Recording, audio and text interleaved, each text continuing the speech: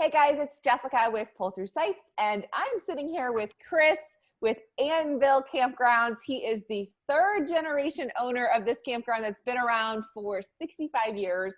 Love that it is family owned. We have the fourth generation sitting back there as well. He's coming out and hiding every once in a while. But so Chris, tell us a little bit about you, the campground, and you taking over. Yeah, so I own Anvil Campground. I've been in my family for actually 66 years. Awful close. Next year will be 67. So I'm third generation owner. My son, he's one of the fourth generations. But yeah, super family affair. My nephew works here currently. I don't know. Every member of our family, I have a bunch of brothers and sisters. They have all worked here. Super family organization. I came to take over in 2005. So it's actually been some time. Still a rather young guy, but I got started at the age of 23. And at that point, we've just done a lot of work. We've redid all the utilities first and foremost, and now we're at the point where we can start adding, more and more entertainment, more fun stuff. But yeah, we're, beautiful campground, AnvilCampground.com. You can follow us there on all of our social media channels. We actually won the Small Park of the Year from National RV Parks Association a couple of years ago. Locally, we won the Williamsburg Small Business of the Year, which is pretty awesome to represent the campgrounds amongst all the other local businesses, and that was last year. So we've been rather blessed getting some notoriety, but it's been a long time coming. Like I said, it's been in my family for 66, almost 67 years now. Wow. So your grandfather started, is that right? Yeah, he started, my dad was 13. So back in the 50s, when you're that age, you do everything alongside your dad for free. He made sure he always told us it was free. But hand dug everything, planted all the trees, did everything. It was kind of right at the camping evolution. Was booming, and they just kind of caught wind. Williamsburg were super touristy, but back then it really wasn't. We were here before Busch Gardens, Water Country. Colonial Williamsburg was a thing, but not really. We were here before Jamestown, Yorktown. So there was some luck, involved, because it kind of grew around us. The whole city grew around us. Yeah, here we are, still 67 years later. 66. That's what I saw like on your website. I thought it said something like, you guys were the fun before all the fun got there. More or less, yeah. Yeah. So 60 campsites, 4 cabins. What do you have on site? Like you took over in 2005. You've kind of really brought in a fresh perspective to the campground. What have you brought in to really come with the modern day camper? Yeah, so we're super big in technology. We're big into infrastructure. So we started section by section renovating our campsites. We made sure we put in, the best electric, the best utilities, the best way to do it, with the best wiring and how to do it specifically.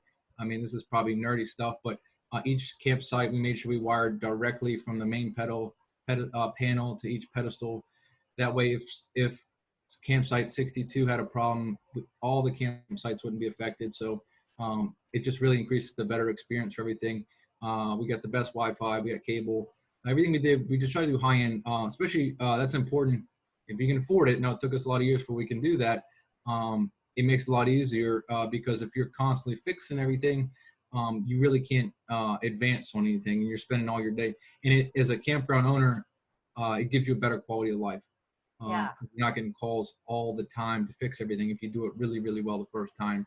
So there's a whole lot of pluses. Better experience for the guests, better experience for the staff and ownership and management too. I will say one of our frustrations we do a lot of public parks, so like state parks and Corps of Engineer, things like that. Those were not wired like that. Yeah. So if you're on the last run of that row, you're not getting 50 amp. Yeah. The wire wouldn't be big enough rated size. Yeah. So that's awesome that you guys do that. So who do you cater the park towards? More full-time weekenders or like families that are doing a week-long trip? A typical year, I always talk about it like COVID, non-COVID, because in a typical year, much longer stays, especially for us specifically. We're in a touristy area. and there's so much to see. You could stay a week and you just won't have time to see everything.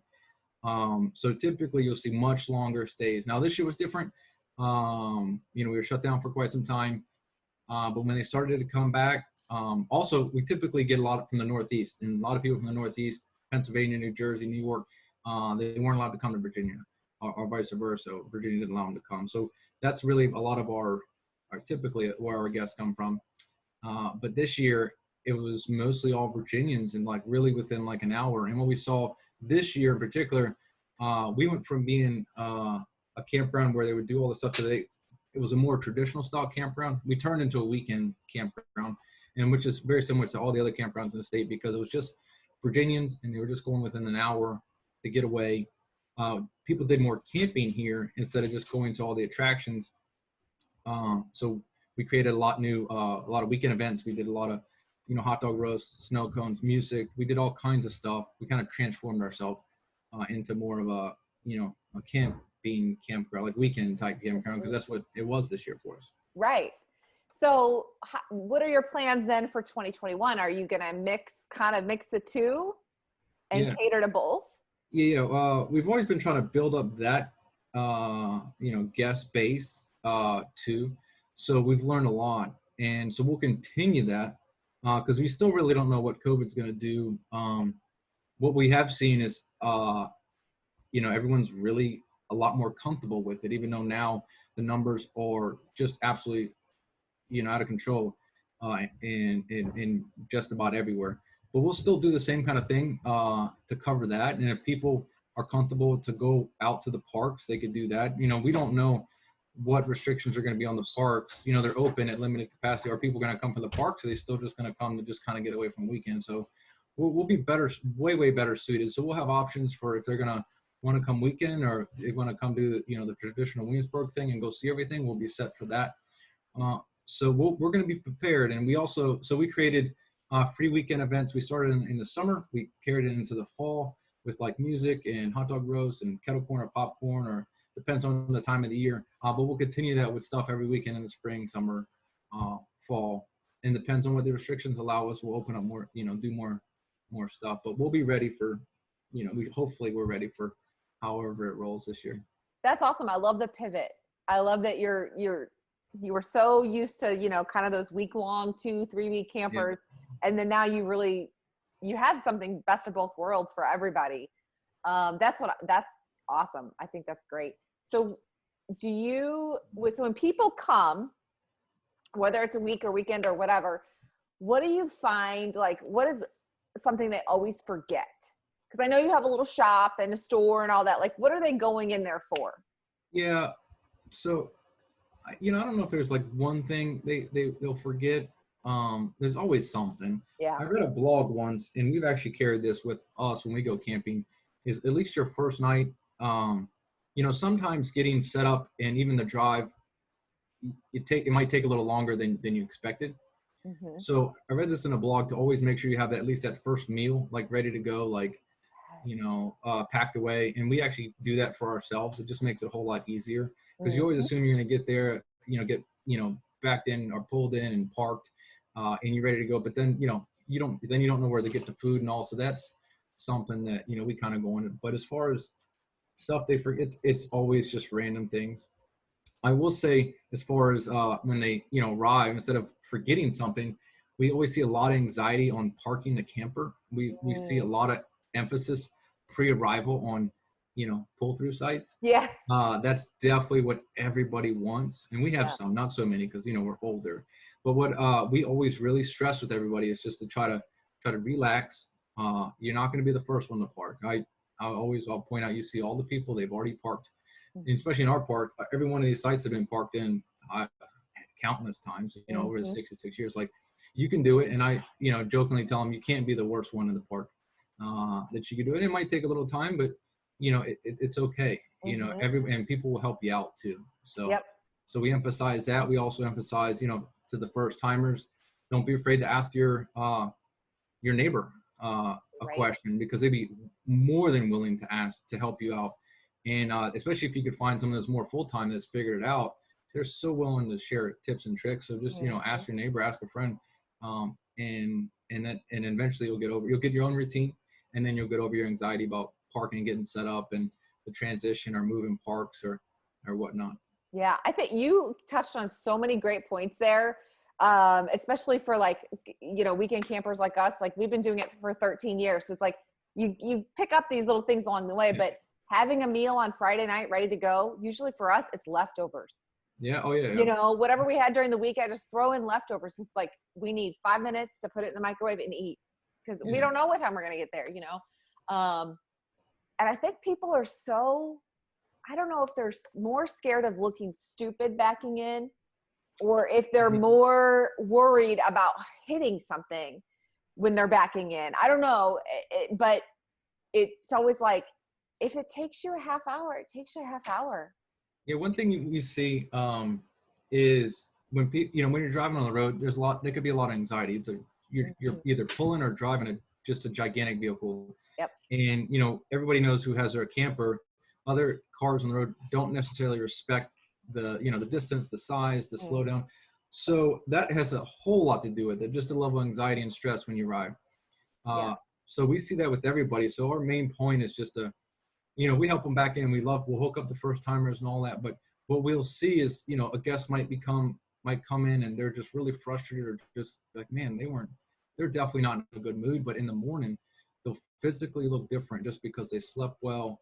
They had their coffee and they're relaxed. And so it is a combination of maybe they don't want to look like they don't know what they're doing, because that gives a lot of anxiety. But the stress of hitting stuff, plus the combo of the drive, leaving home, maybe the kids are having a tough time. So there's a whole lot on it, a whole lot of everything when you first arrive. Not for everybody, but for a lot of people. But then once they get set up and they're like, they could breathe, maybe did a little fire or whatnot. Yeah, no, I think that's great. I never knew. Not that I felt like I disrespected truckers before, but like I never really got it until we have a fifth wheel, and we are 63 feet long when we're hooked up. And so I didn't realize how much they can't stop. We're only 13,000 pounds, and sometimes they're hauling 20, 30, 40,000 pounds, and it's like, holy cow, people do not respect you. They don't. They're like, oh, let me just cut you off. And I'm we can't stop that fast. Yeah, that could lead to anxiety and stress. Yes. Or road rage in Russian. So I know you guys have a little shop on site, like a maintenance shop and things like that. So do you actually will help repair rigs while you're there? We'll do what we can do, like minor type stuff. We have really, really, really great mobile repair guys. One in particular, Mr. Hirsch, I think he's 85. He hates me to bring it up. I think he's about 85, but the nicest man, and he knows so much, and he's still going on top of campers, still doing roof work. He's one of these guys who will just talk to you forever, and as soon as you talk to him, he's just like, your best friend, your dad, you're the nicest guy ever. He comes out here almost every day helping, but we have a bunch of other guys that can help if need mobile wise, so that's really, really helpful. But if it's something we can do, we'll help out. Like I said, we'll help hook up the new guys. This year, obviously, with the gigantic boost of sales from all the RV dealerships, we've had a lot of new people, help them out. I've took many, many sewer connectors out of the package and water connectors out of the package this year and hook them up. But like even with all that, once you do it a few times, you get your own routine, and it gets easier and easier every time you do it. Same thing with parking. So parking, not a big deal. You get it just like everybody else. Well, and that, you keep hitting on the routine and the system. And that's what I tell people, before anything else, you and your spouse or whoever it is, your partner, like figure out a routine. Who's going to get out of the truck? Who's going to, and I told somebody earlier, I said, we have a flashlight system because more times than not, we're pulling in at 7 o'clock on a Friday night. It's dark in the fall. We have this goofy flashlight system my husband came up with, so I'm not yelling, he's not yelling, because we're yelling over a diesel, and it's like, this is not going to work, so he's like, just shine the flashlight, do this, and it's taken us 13 years to get to this point, but that's people are like, well, I don't even know where to stand, and I'm like, if you can't see the mirror, they can't see you. Exactly. And people are like, it's that simple. I'm like, it's that simple. Eyes to eyes, right? Yeah. So So what are some fun things that you guys are planning, you know, for next year? Or are there new features that you're bringing in or anything like that? Yeah, so we've been kind of conflicted on what to do. We're normally super aggressive, but we still just don't know, Yeah. what's next year. I mean, the outlook is great, as long as we can stay pat, but it's getting worse. But we are looking. We're continuing. We're at the point we want to keep on adding entertainment and fun stuff. We just opened up. Well, we didn't really get to open it, but we renovated our coin operated arcade and we turned it into a clubhouse. Beautiful. It's all free games, free classic arcade games, ping pong, foosball, shuffle, all this stuff. We were going to do, weekend socials every time. We Yeah. haven't been able to capitalize on that yet because of the restrictions. One family time can go in, they're still cool. So we have that going. We're looking to add a mini golf course. We want to add more stuff for the weekender types, the ones that actually want to camp. So Yeah. we're beginning stages of adding a mini golf course, Gaga Ball, renovate some of our playgrounds. We were going to bring in some more cabins, but we X'd that idea to kind of go on a lower level just to be more conservative. But, Sure. the rentals are huge. The cabin rentals, off the charts, and everyone's adding, all the campgrounds are adding as many of those as possible. It's very, very popular. But yeah, with this week off season, we're going to be fine tuning our details again. Last year was kind of overwhelming with everything we had to do on a day-to-day basis. We're going to get back to making sure everything, all the paint's perfect, all the woodwork is perfect, and on top of that, we're going to be renovating and adding some more entertainment features to accommodate those, camping style weekend campers, and for the enjoyment of the ones that are going to come see Williamsburg as well. Yeah. So what would you say is like like right now, what's a favorite activity at your campground? Well, the best thing for us right now is a playground we call Beach Park. Okay. It's got, I don't know, I'd have to look it up, hundreds of thousands of pounds of beach sand. Very, very fun. So that kind of doubles as like, play for the kids. They could do the sand castles and whatnot. We have like a little mini zip line. That's probably the most favorite part of it. Very, very fun. Adults like it too. Got playground equipment, but that playground is extremely fun. It's newer, renovated, but we kept big trees in there. So that's one thing you see. It's a modern park, but it has shade. And where you see all these other modern parks, it's in the middle of the field. So that we have more maintenance, upkeep. We got to do a whole lot more cleaning. But they can use it all day long. At all points of the day, there's a lot of shade. So that's really a plus for families, small kids. The sand surface is not something that many people would want to do as far as upkeep, because it's harder to keep all your equipment clean and in proper working order. But we felt like it was worth the extra effort because it's so cool. So that park is called Beach Park. That's going to be probably the coolest point. And that's in that same area. We're going to be adding the mini golf, maybe Gaga Ball, but I think that might overload that area. So I think we'll put Gaga Ball at a different location. Okay, so you're gonna have to tell me, what is Gaga Ball? I first saw it at I'm on the board for the Virginia Campground Association. We were at one of the parks probably like 3 years ago, and I was like, what is Gaga Ball? And I didn't see anyone play, but apparently I've never played, but it's like an octagon or a hexagon, and you get a whole bunch of people, and you hit the ball, and you got to hit below the waist. Very, very, very fun game. We have some work campers that are just all about it, and they've been in my ear for a really long time. And I reached out to the other members of the Virginia Campground Association, and every one of them said it's the most it's just so incredibly popular that some people have multiple, Gaga Ball pits. Wow. So we're gonna look to finally, add that. That'll be, a lot of fun. But I have not played it. I've seen it. I'm gonna have to YouTube it Yeah, and but figure this apparently it's a out. really, really big thing. I've never actually, I don't know, I've seen him at parks before, but apparently, from everyone says the campers are really starting to learn the game and really are liking that game. Nice. So in your park, do you allow like golf carts and things like that, or? Oh, for sure. Yeah. Um, as far as our manager style, like, we do have rules. Everyone has to have rules, but everyone's real well behaved. And the way we carry ourselves, everyone really adheres to that. We're not a party park, but I'll never forget a guest told us, I mean, this might have been 10 years ago. but they just came from a campground called the Campground of No. That's how they referred to it, Oh, and that stuck with me. I don't, I don't want to really. We just need everyone to respect everybody, have a good time, but there's absolutely no reason to have unnecessary rules or regulations just to have them. If everyone, if no one's being bothered, we're fine with it because we want everyone to just have a good time. As long as everyone's being respectful, they can do that.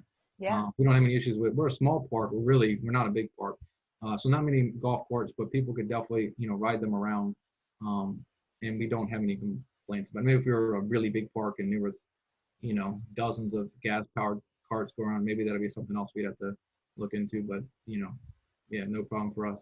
So you guys have more of really like a family feel. I think that's Yeah, what I truly love about the camping community is, you know, anybody will help you. Anybody will talk to you. for sure. You start making these friends. I know we've got some lifelong friends we met camping. And I recently read Matthew McConaughey's book called Green Lights. And he, for a while, traveled in his Airstream camper. And he said this in the book, he goes, trailer park, and that's what he called them, trailer park people are some of the best people. He goes, if the door is open on their rig, you can talk to them. Yeah. If the door is closed, leave them alone. Yeah. And I think that speaks a lot. Like if people are out, the door is open, like they will help you. They will talk to you. Everything. Absolutely. They'll come running to help out for sure. Oh, for sure. I mean, there was one time I actually stopped a guy about 2 seconds before he jackknifed his trailer. Ooh. Because he couldn't hear his wife. He couldn't see her.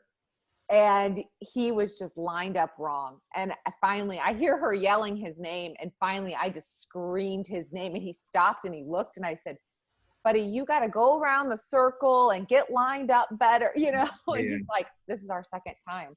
I was like, okay, I'll help you. You let me get you going over here, But I think that speaks to the community. Have you seen that over, the 66 years? Not you specifically, but. Yeah, I mean, and if you ever try to compare it to, I mean, hotels are great, but your hotel clientele, if anyone remembers the last time they went to a hotel and walked in the hallway, the people you passed probably didn't say hi. They probably didn't look at you. If you needed something, it's very just standoffish. Totally opposite in camping. It's open arms, everybody, you're sitting outside, people are offering you s'mores or whatever they have that they're enjoying. They're often, we get offered steaks and seafood like all the time, everyone's just about sharing and family, and their campers are in general very social, your classic campers, and they're just good people. So, it's definitely a super family feel. We attract good guests, just like I'm sure most parks do.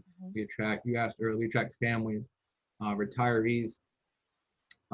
Typically, what we get more. We get a lot more younger generation too, and people traveling, working, especially in COVID. We had a lot of people traveling, doing their work remotely, or the kids doing school remotely this year. So that was cool too. That's awesome. Awesome. Well, is there anything else that any tips or advice or anything that you would give to any campers as we kind of wrap up here? I touched on some points, the whole, just try to be patient. Don't stress out. You're not the first one to do it. As far as parking, enjoy, the whole, tip on having some food in your back pocket, that's nice because that'll deter that hunger with anxiety. That's not a good mix. Don't be afraid to ask for help. Some of the things that I use camping, I got from neighbors, not got from them, but got like, oh, where'd you get this or this tool? And it's made my life a whole lot easier. So don't be afraid to talk to your neighbor. And because they're gonna, more often than not, they're gonna be pretty darn knowledgeable and really willing to help. Like you almost got to tell them, oh, I got it, because they're just, they'll jump right in. Yeah.